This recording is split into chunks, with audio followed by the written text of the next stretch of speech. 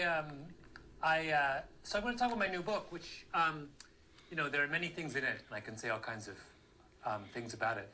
But I thought I would talk about an idea that is actually not in the book, but that I've been thinking about a lot since writing it, and which encapsulates a lot of what the book is about. And it's this idea that's called capitalization, and it is a concept that a very brilliant psychologist named James Flynn has written a lot about. Those of you who know something about IQ research will have heard of the Flynn effect. That's James Flynn's idea. And he's written a lot about this concept of capitalization, which is what is the rate at which a society capitalizes on its potential? In other words, what percentage of people who are capable of doing something actually end up doing that thing, right? How efficiently do we make use of the talents within a given group of people? So let me give you an example. I don't know how many of you read Michael Lewis's book, The Blind Side, which is this extraordinary book about a young man in East Memphis, a teenager, who's 6'6" and 350 pounds, and he's discovered by and adopted by a wealthy white family, and they realize that he's an extraordinary athlete, and they work with him until he becomes one of the finest offensive linemen in the country. And in fact, he's about to be drafted into the NFL as many years later and make a gajillion dollars. And it's this extraordinary story, but the part of it that always stayed with me when I read it was right at the very end, the kid, whose name is Michael Oher, says that he's from the slums of Memphis, East Memphis, and he says, if everyone who I grew up with who was into football, who had real ability in football, actually ended up playing football, they'd need to have 2 national football leagues. And what he was saying was that that East Memphis did not do a very good job of capitalizing on its athletic ability, right? And so Lewis actually follows up on this, and he does this. He talks to some people in the East Memphis school system, and he asks them, what percentage of kids in East Memphis who get a college athletic scholarship actually end up going to college? And the answer was 1 in 6, which absolutely floored me, because I would have thought that when it comes, if there was one thing in America that we were really good at doing, it would be exploiting the athletic ability of our youth, in particular of our African-American youth. I would have thought that in an inner city area, the capitalization rate for sports would have been 90%. But in fact, what we learn in East Memphis is that the capitalization rate is 1 in 6. It's 16%, right? So now think about it. If in something that we care about as much as sports, right? There's possibly nothing in American society that we devote more time and attention and intellectual resources to than the maximization of the professional sporting experience. In something that we care that much about, our cap rate is 16%. So how high must it be in things that we don't care that much about?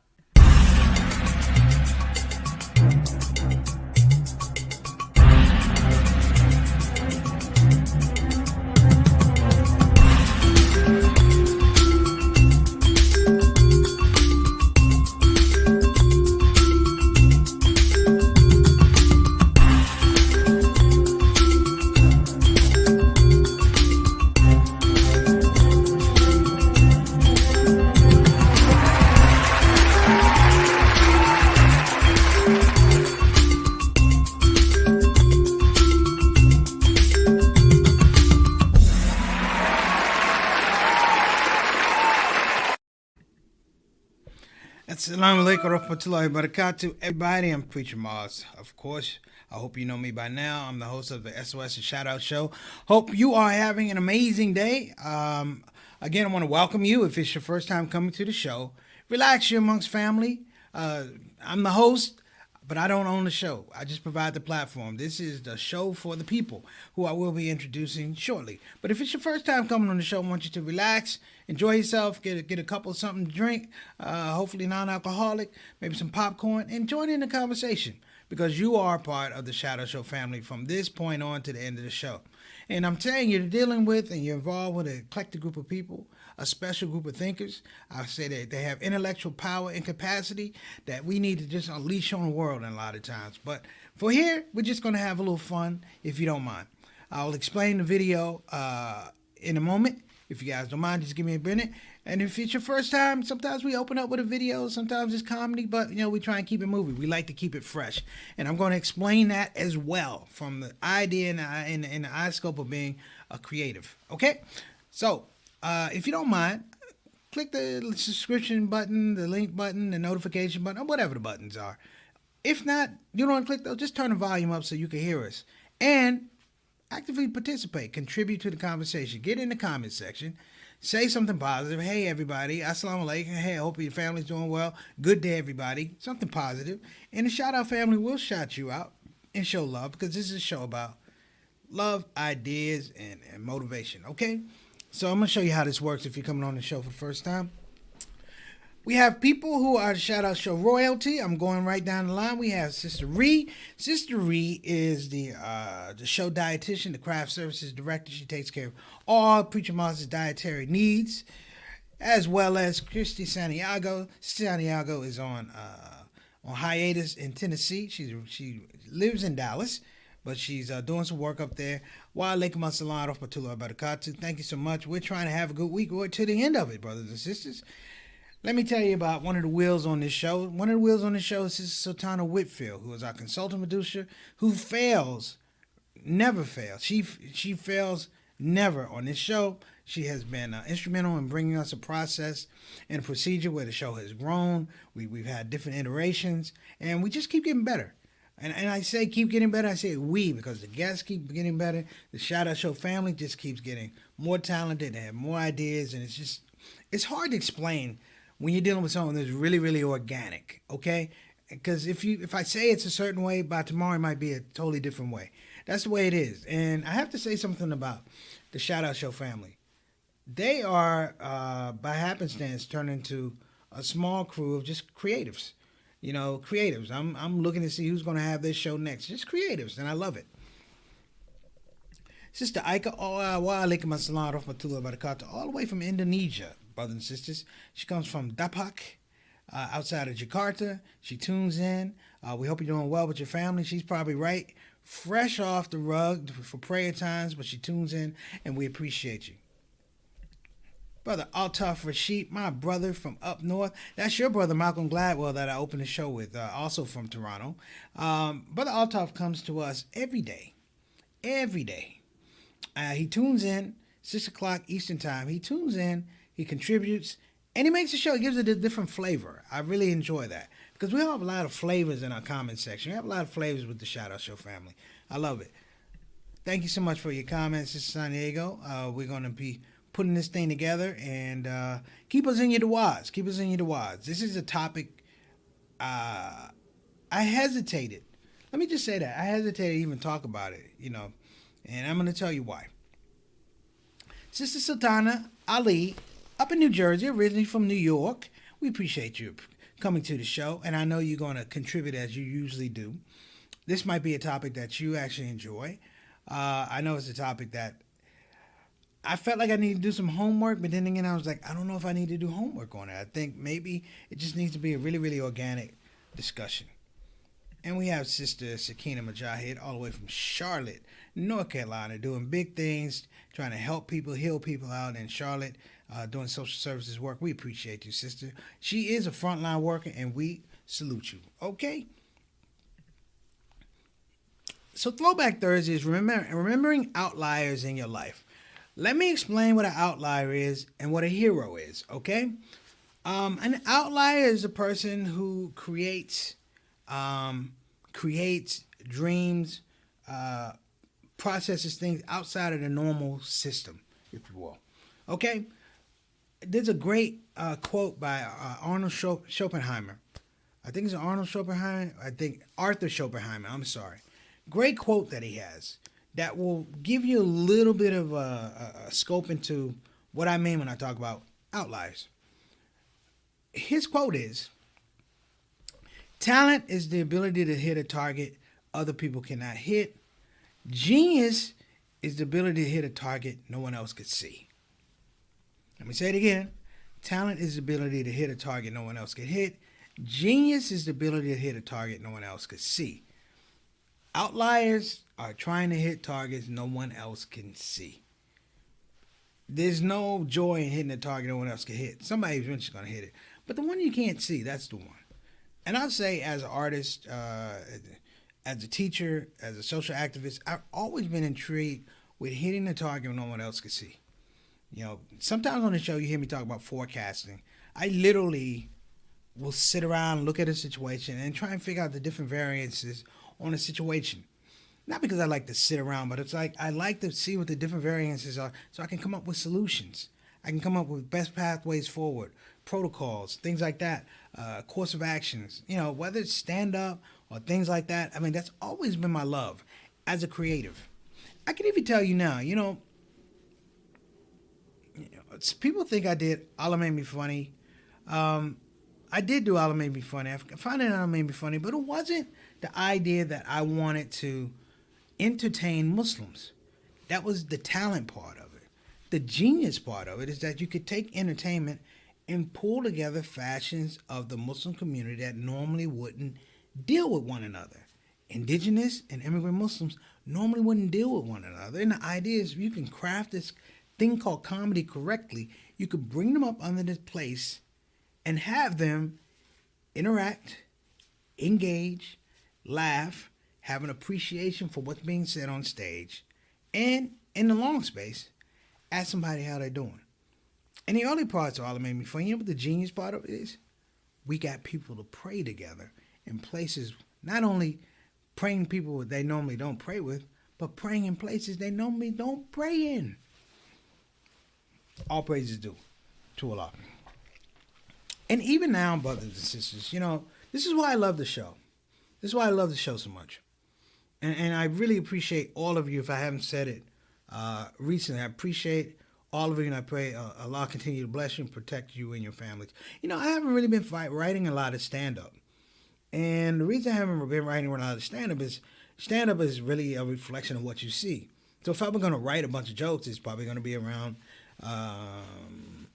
insurrection, ineffective politicians, job loss, pandemic, isolation, anxiety, depression, because that's what you see. That's what you see. And if I were to give you anything other than that, then honestly, I'd just be lying to you. If I didn't say those things by omission in regards, I'm lying to you. And that's something I never want to do with the audience. There are some funny things that happen. Some funny, not so funny. But, I realize also that I don't want the art to be compulsive. I want it to come to me. I want it to come to me in a way where I have to work to craft it and then give it to you. But to give it to you in the best form that I can give it to you. So let me talk to you about outliers. I'm a creative, and at times I've been an outlier in my life. Not a social, I'm not socially distant or thing. You just think differently. Many of you have been outliers in your life because you thought differently. Everybody went left, you went right. Some people went left, some people went right. Some of us just turned around and went the opposite way. And an outlier, in most cases, brothers and sisters, is not a hero. Like your parents are heroes. Like my mom and my dad, they're my heroes. But why are they my heroes? My uncles and my aunts, they're my heroes. Why are they my heroes? I'm going to tell you why they're my heroes, right? A hero has a situation, an event that calls for a course of action. And that course of action isn't necessarily I'm doing anything extraordinary. I'm doing the right thing with a certain level of proficiency. It achieves the goal.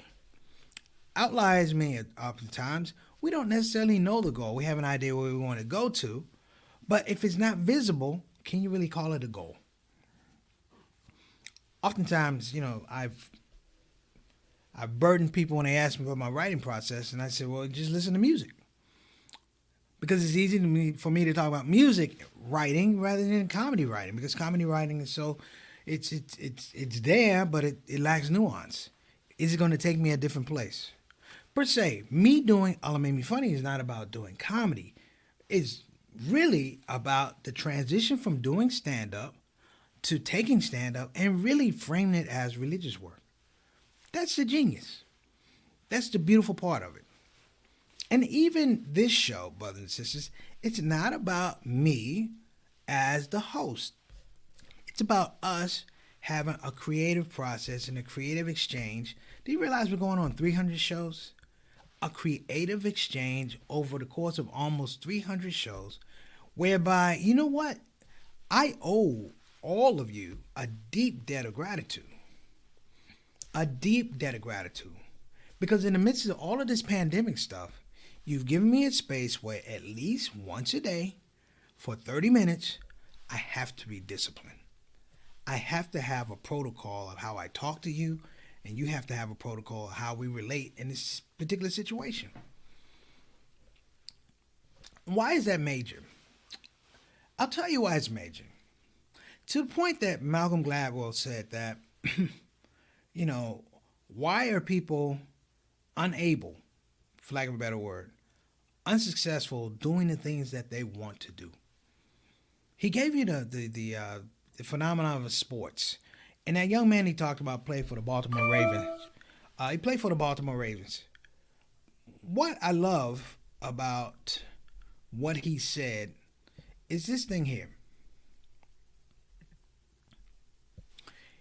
It's the thing that we all have the potential to do something that's admirable, but to do something that is admittedly off the charts.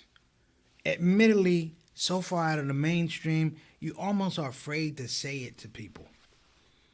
And this show,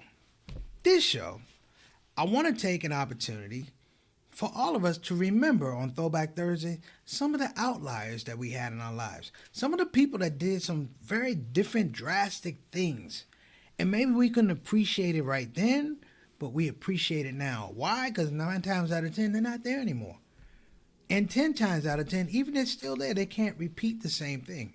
Outliers don't really repeat themselves. Someone asked me why I didn't do a Allah Made Me Funny 2. And I gave a really, really vague answer. But the truth of it is, why would I do something again that I've already done? Where's the challenge? You know, when I did my comedy special, I was reaching for that space. I wanted to do something, hit a target no one else could see. Not hit. I wanted people to walk away with, I've just seen something extremely unique. And doing this show, brothers and sisters, I don't know if you really understand just how unique you are in a process, in an artistic process. So all of you in your own ways are outliers. I can see it in the box. I can see it when you guys come up with comments. It's amazing. And I've grown up with outliers in my life. You know, one of the biggest outliers I had, of course, was my comedy, my stand-up comedy dad, Dick Gregory. Not because he was a comedian, brothers and sisters, in the civil rights. He was everybody's comedian in the civil rights. It's what he did outside of comedy. Diet books, politics, just these things, the Bahamian diet, running, fasting, that was so far outside of comedy that it endeared me to love this guy. He has a book called Callous on My Soul, and you should read that book because it's just amazing. He has 2 books, actually. Callous on My Soul, The Shadow 3. Callous on My Soul, he was an author. Callous on My Soul, The Shadows That Scare Me. He had a book called Nigger. And I suggest if you can get all 3 of them, get all 3 of them. And just read and understand a metamorphosis, if you will.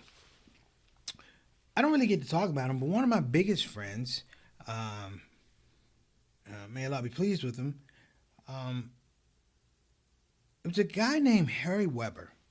And I'm going to give you guys a classic outlier story. And while I'm doing that, I want you to start thinking about some of the outliers in your life. Because I want you to put them in the box. I want to find out about them. But while you're figuring out who the outliers were in your life, the people who did it differently, the people who were innovative, the people who made it seem strange or out there, but they were successful for what they believed. They did what they wanted to do. Their talents are the thing that led them across the finish line. It drove them, and it allowed them to execute. So While you're thinking about that, I'm going to tell a story. And the story is about a man. His name is Harry Weber. Now, many of you don't know Harry Weber, but if you know Motown, Chez Chez Le Femme, that song, a lot of stuff, a lot of commercials. He was the guy behind those. Some of the greatest commercials you ever saw were designed by this man named Harry Weber. Let me give you some of his commercials. He did My Baloney Has a First Name, I'm Stuck on Band-Aids because Band-Aids Stuck on Me, 7-Up the Uncola, Ford Quality's Job 1, and of course my favorite one. My favorite one is the slogan for the United Negro College Fund, which is, of course, a mind is a terrible thing to waste. I asked him about that campaign. He said the thing that was beautiful about that campaign was up to that point, brothers and sisters, it wasn't that, for the United Negro College Fund that a mind was a terrible thing to waste. He said it was the idea that you had to introduce in the public that black people had minds, that they could think. Not about them going to college, but they could think, which was an amazing concept, an extraordinary concept. He was an outlier his whole life. I could say he didn't necessarily fit in anywhere, but he was outside. He was a brilliant guy. His story actually starts. This is how I met him. I was researching an ad for Gatorade, the sports drink, and I wanted to do I had an ad pitch I wanted to do with Deion Sanders, and I started researching Gatorade, and I went to this website for black ad executives. It's called Kiss My Black Ads. That's what it's called. It's called Kiss My Black Ads. And they had something in their Gatorade, and someone had written this total rip blasting Gatorade for putting up blue Gatorade and red Gatorade in the Crenshaw district where the Bloods and the Crips where the Bloods and the Crips were fighting and killing each other. Gatorade had the audacity to put up billboards with blue Gatorade and red Gatorade. And I thought, wow. First of all, who's that perceptive? This guy was. And it said the name was Harry Weber. And I thought it was like a pseudonym or something. And I researched it. And it turned out that it was an actual guy named Harry Weber. And I reached out to him and I did my research. And it turned out that Harry Weber actually got his first job. Check this out. He was the first artistic director of Motown. He got the job at 19 years old. The Four Tops recommended him to Berry Gordy.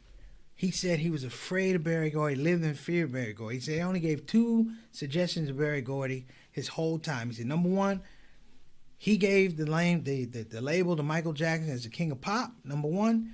And when Berry Gordy said, Motown was the music of black America, he said, no. He said, no, Mr. Gordy, the term should be Motown is the sound of young America. And he helped me frame a lot of what I did and what I'm doing right now, to be honest with you, brothers and sisters. But he was an outlier. And it was fun because he was older. It was fun to have these conversations about things I was thinking about. Sister Sultana, my consultant producer, suffers me greatly talking about all of these things I'd like to do. And I want to thank you, Sister Sultana. You're very patient. My brother's on here too, Johnny Thomas. Because JT, oh my gosh, JT's had years of it. Years of me talking these ideas through. But alhamdulillah, he seen me pull them off too, to the best of my abilities. And even more so than JT, there's my mom. God bless you, Mama. So I appreciate it. Kind words. But my mother was an outlier too. So my dad too, to an extent. It's, differently in the civil rights days, but they were outliers how they carried themselves. But I wanted to say my parents gave me the freedom, if you will, to be off. The freedom to be different. So I appreciate it as well. Let me throw this comment up before I go back up. Homeland Security as we travel. They want to intimidate us. Muhammad Ali, son, his wife, me and my son. Okay. Are you saying you guys are outliers, Sister Sultana? Muhammad Ali was, Muhammad Ali was my hero. I mean, he was my hero, but he was an early outlier. He was an early outlier. And here's the way I say Muhammad Ali was an outlier. Once he became a heavyweight champion of the world, and he was involved in the Nation of Islam, and he was he was drafted, right? He's drafted. This is very, very important because I have to remember this myself. He was drafted into the army. He refused to go into the army based on his religious beliefs. Here's the story that people don't know. The story is the higher-ups, Elijah Muhammad, actually told him, go ahead and go in the army because the army was going to give him a fluff job. He wasn't going to go overseas to Vietnam or anything like that. It was going to sort of be like the Joe Louis, Sugar Ray Robinson type of deal, just doing exhibitions for the morale of the troops. And he says, no. He says, no. And he's such an outlier. He goes, this is what you told me. While you're telling me I don't have to do it, I'm going to do it anyway. And in doing that, he creates this space for A, black identity, B, black protest at the highest levels. This is the merging, brothers and sisters, of sports and protest. Sports and protest. Of course, he has no idea that this thing is going to, we see Colin Kaepernick, we see, Black Lives Matter, stuff like that. But in that space, he says no. Literally, he had a fluff position. He says no. And what he said is the regardfulness of the brothers who had to go. If he had taken the position, then essentially he had violated all these things he believed in. Because there were people who weren't in his position who couldn't say no without going to jail. He put himself in a space where he said, listen, put me in prison. Put me in prison if that's what we have to do. Because he realized that there were the guys who had to go over to Vietnam who didn't have the lawyers, who didn't have the gravitas, who didn't have the fame, and they were in the prison called Vietnam. That, to me, is an outlier. Because as much as we celebrate Muhammad Ali now, the movies, his janaza, his legacy, at the time he did this, he was a hated man. Now, he was hated by a bunch of white folks, you know that. But he was hated by black folks.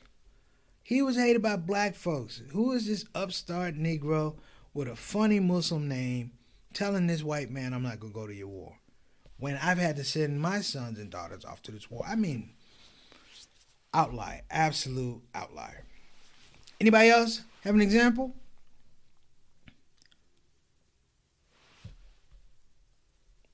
So I'm going to throw out another outlier while you guys are figuring out. You only got a couple minutes here, so if you have an outlier, please throw it out.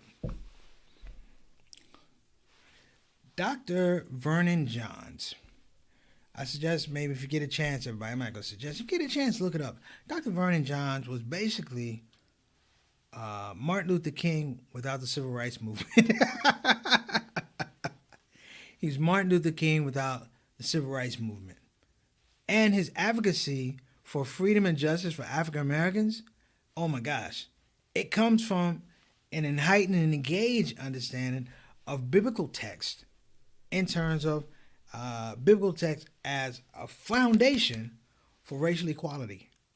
Now King had it later, but King watched Dr. Vernon Johns do it with no SCLC, with no civil rights, no NAACP. The guy was a pariah.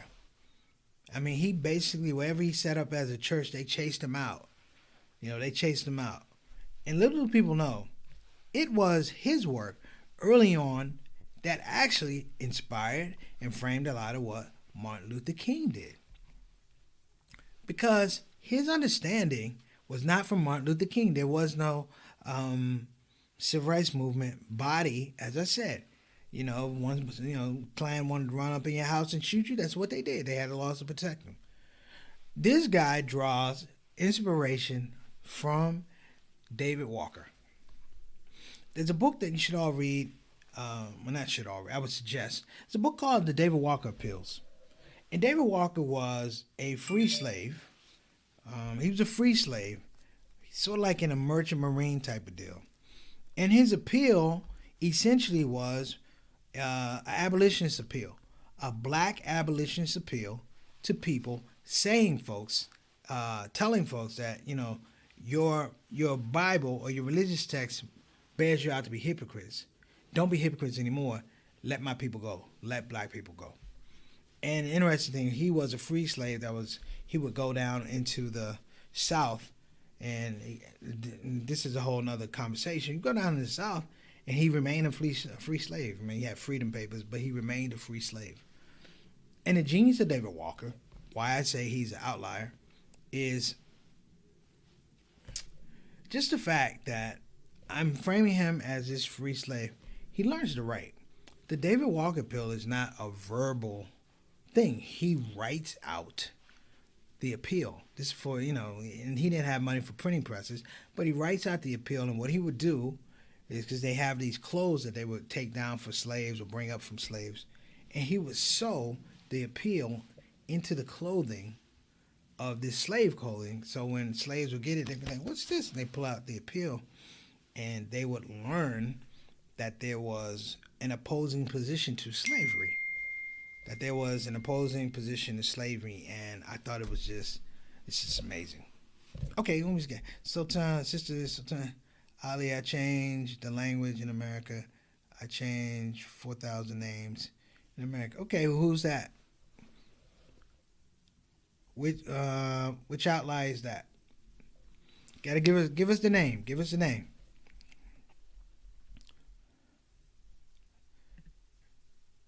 Okay. So some of my outliers are also musicians. There's one more, and I'm gonna end on this. She's a female, because I've given everybody males. She's a female. I don't know how many of you ever watched the movie Bingo Long and the Traveling All-Stars. Now, before I go any further, Bingo Long and the Traveling All-Stars is one of my favorite movies. Like, it's that, Shawshank Redemption, but Bingo Long and the Traveling All-Stars, except when Charlie Snow got cut up, I cried on that part. But it was it was this historical rendering of black entrepreneurship.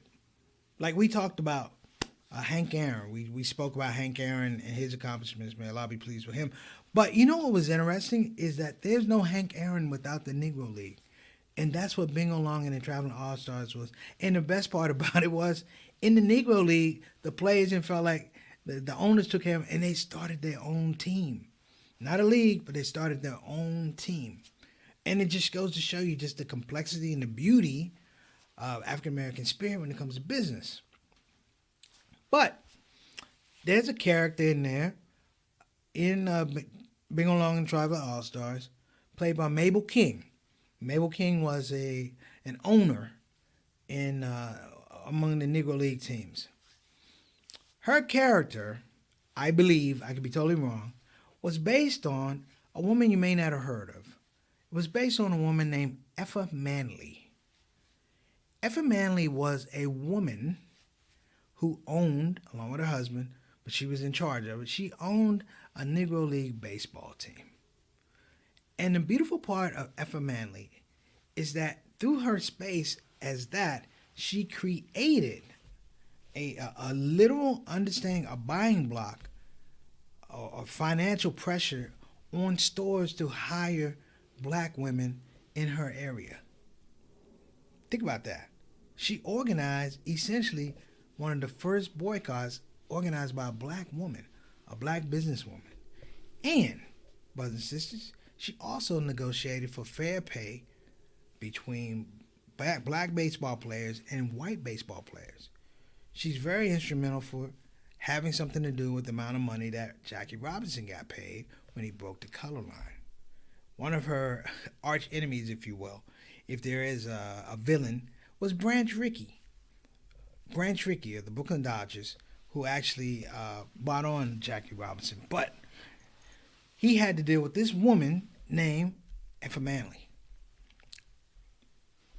So listen, that time went way too quickly. I'm sorry. So listen, I'm going to say this, and then I'm going to go. I'm going to tell everybody, you know what? You don't have to be an outlier. You don't have to be an outlier to think like an outlier. To begin to expand your thought on processes around you, news that you hear, or even dreams that you have. You don't have to be an outlier. But I'm going to say, maybe make the transitional difference between hitting the target no one else could hit and trying to hit the target no one else could see. And therein, brothers and sisters, lies the magic. The nuance, the thrill of not knowing, but also the thrill of it still feels right. And I encourage all of us to do that. So I want to see some outlier activities. You know, they say that proficiency comes when you have 10,000 hours worth of doing something. You know, people say, Dave Chappelle is the greatest comedian in the world. You know what Dave Chappelle had? He had time. I would easily say that he has over 10,000 hours on stage. I'm 54. I have 10,000 hours on stage. Some of the greats have 10,000 hours on stage. I'm not saying I'm great, but proficiency-wise, a lot of hours. My brother JT will tell you some of the horrible places we worked. And I want to apologize, JT, for telling you some of the rooms we went to. We went to rooms where there were no stages. We went to rooms where I had to stand on the bar. We went to rooms where I had to stand on the table. We went to rooms where, you know what, they wouldn't cut off the television during the show. We went to rooms where people threw stuff at me. We went to rooms where I threw stuff back at those people. We went to rooms where people didn't want to pay you. We went to rooms where there was nobody in the audience except the people that had to work there. And they were mad because there's no one in the audience, and they still had to come to work. Nonetheless, it was hours, hours, hours, hours, hours. And I'd like to say those hours allowed me to come exactly where I am right now.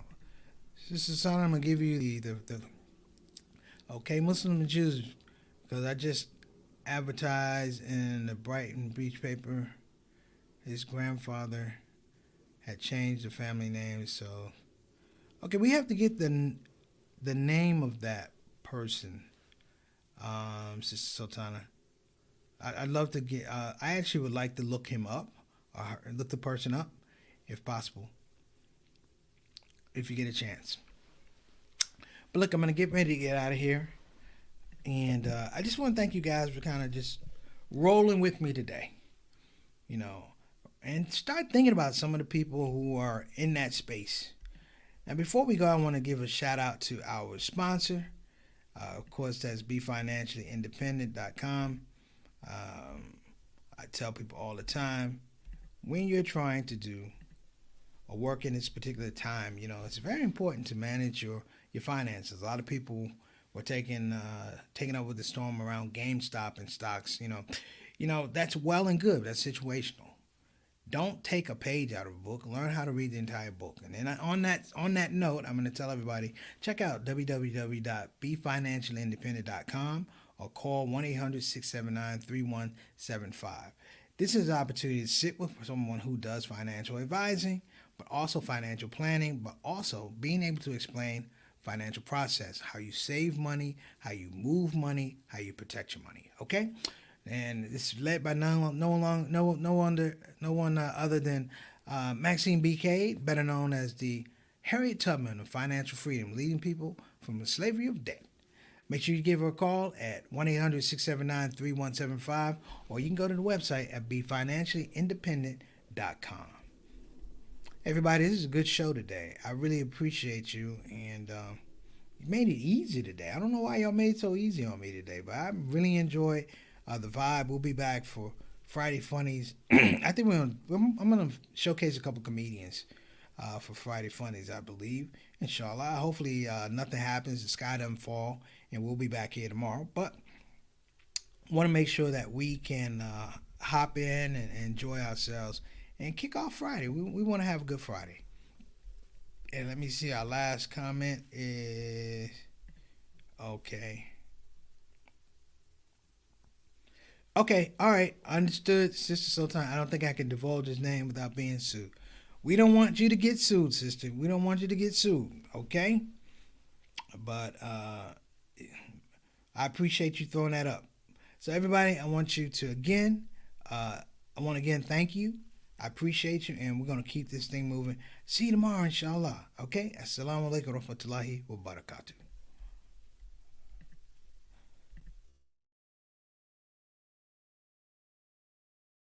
Hey everybody, this is your brother Preacher Moss. Listen, I hope that you enjoyed your shout out show experience. We'll be back with the next show, the next shout out show. A simple ask before you go, please help your brother out. Click that subscribe button, click that notify button, and I'll see you again on this side of the microphone.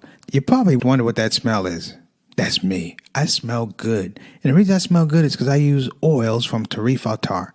So I'm not saying you can't smell good. I'm not even saying you stink. I'm saying you have the opportunity to smell exquisite. Check out TarifAltar.com for some of the best oils and scents in town.